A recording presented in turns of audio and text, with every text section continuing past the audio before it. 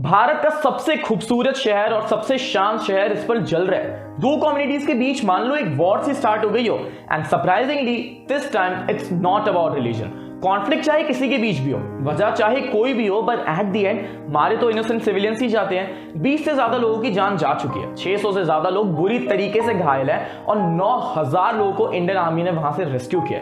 क्या हो रहा है मणिपुर में? कौन सी दो कम्युनिटीज और वो क्यों लड़ रही है? क्या इसके पीछे फिर से किसी इंस्टीट्यूशन या फिर गवर्नमेंट का हाथ है, या फिर this time it's totally a misunderstanding among the people?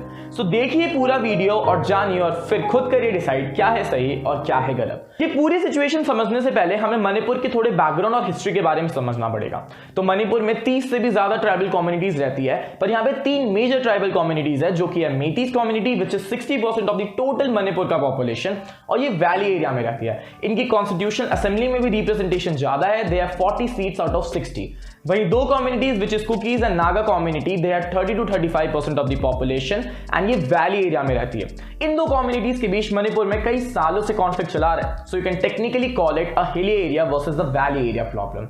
एक बात और ध्यान रखने वाली है कि जो मेतीस कम्युनिटी है उनके पास ओबीसी का स्टेटस है, वहीं जो कुकीज कम्युनिटी है उनके पास एसटी का स्टेटस है। वायलेंस के दो मेजर रीजन है। सबसे पहला is the ST status demanded by the Meitei community. Meitei community के लोगों का मानना था कि बिफोर इंडिपेंडेंस 1947 तक उन्हें शेड्यूल्ड ट्राइबल कम्युनिटी माना जाता था, पर after independence in the year 1949 उन्हें ओबीसी में शिफ्ट कर दिया गया। तो यहाँ के लोगों ने high court of the Manipur में एक पिटिशन फाइल किया और high court of the Manipur ने एक फैसला लिया और स्टेट गवर्नमेंट को ये ऑर्डर किया कि वो सेंट्रल गवर्नमेंट को एक प्रपोजल सबमिट करे रिगार्डिंग दिस। और यही मेजर रीजन बनता है वायलेंस का। HAC which is the hilly area committee, जो कि हिली एरियाज में एक कॉन्स्टिट्यूशनल बॉडी की तरह एक्ट करती है, उससे बिना कंसल्ट किए high court of the Manipur ने ये फैसला कैसे सुना दिया।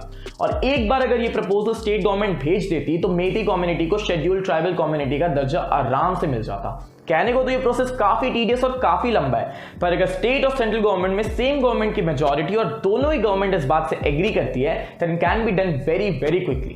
पर आप ये सब सोच रहे होंगे कि बाकी दो जो कम्युनिटीज है, that is Kukis and Nagas community, इनको क्या प्रॉब्लम थी कि अगर मेतीस कम्युनिटी को शेड्यूल्ड ट्राइब का स्टेटस मिल भी जाता तो इनके हिसाब से ST status is the only thing जिसका एडवांटेज है इनके पास over these community, over the majority of the population of the Manipur.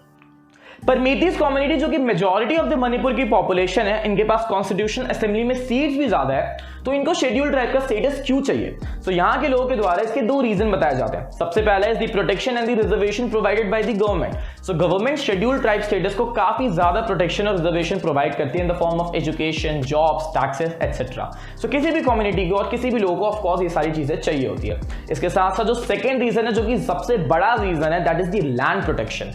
सो मणिपुर काफी छोटा एरिया, साथ साथ इसका पॉपुलेशन डे बाय डे काफी ज्यादा इंक्रीज होता जा रहा है, पर लैंड वो उतने का उतना ही है। सो जो मेतीस कम्युनिटी है वो मेजॉरिटी ऑफ द पीपल वो वैली एरिया में रहते हैं, पर जो कुकीज कम्युनिटी है, जैसे उनके पास रिजर्वेशंस है, जॉब्स है, तो इसकी वजह से they are able to purchase the land that too in the valley area. इसके साथ साथ एक और जो चीज है, मेतीस कम्युनिटी एसटी तो नहीं है, साथ साथ उनके पास लैंड रिफॉर्म एक्ट में भी ये इंक्लूडेड नहीं है। इसकी वजह से ये पूरे मणिपुर में वैली और हिल एरिया दोनों में कहीं भी लैंड नहीं खरीद सकते हैं। पर जो कुकीज कम्युनिटी है वो लैंड रिफॉर्म एक्ट में इंक्लूडेड है, so they can purchase land anywhere in the Manipur. Second reason is encroachment. So the government of Manipur ने काफी स्ट्रिक्ट एक्शन लिया against the illegal construction in the hilly areas of the Manipur. तो वो जितनी भी illegally constructed houses है, illegal lands है, उस सबको डिमोलिश कर रही है, of course after giving a legal notice.